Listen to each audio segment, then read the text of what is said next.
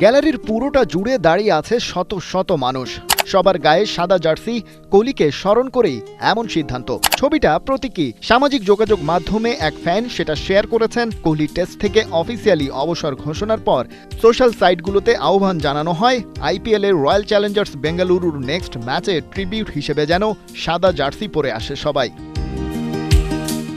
এক বিরাট ফ্যান তো আরসিবির social handle mention করে পোস্টটাই করে বসে। পরের ম্যাচে গ্যালারিটা এমন হওয়া উচিত। ভারতের টেস্ট ক্রিকেটের চেহারা কোহলি যেভাবে বদলে দিয়েছেন, এটুকু তো তার প্রাপ্যই।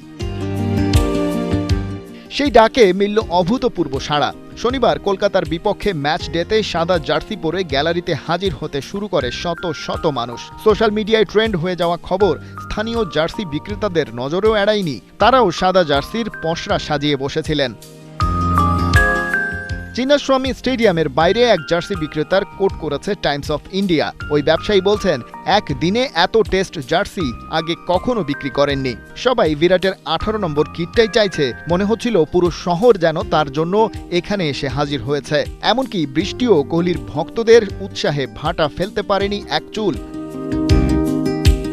যে ম্যাচকে ঘিরে এত উদ্দীপনা, সেটা অবশ্য বৃষ্টির কারণে হয়েছে পরিত্যক্ত। তারও একটা মানে বের করে ফেলেছেন বিরাট ফ্যানরা। বলছেন প্রকৃতিও কেঁদেছে এই বিদায়ে। চিন্নাস্বামীর ওপর দিয়ে উড়ে যাওয়া এক ঝাঁক সাদা পায়রারও একই মানে। বিরাট ফ্যানবেজের এমন আবেগঘন হয়ে পড়ার কারণও আছে যথেষ্ট।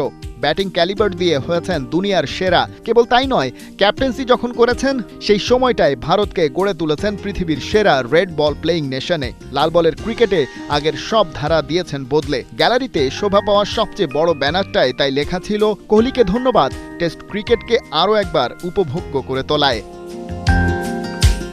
কিন্তু কোহলির এই ফরম্যাট থেকে বিদায়টা হয়নি প্রত্যাশিতভাবে। মাঠ থেকে নেওয়া হয়নি অবসর।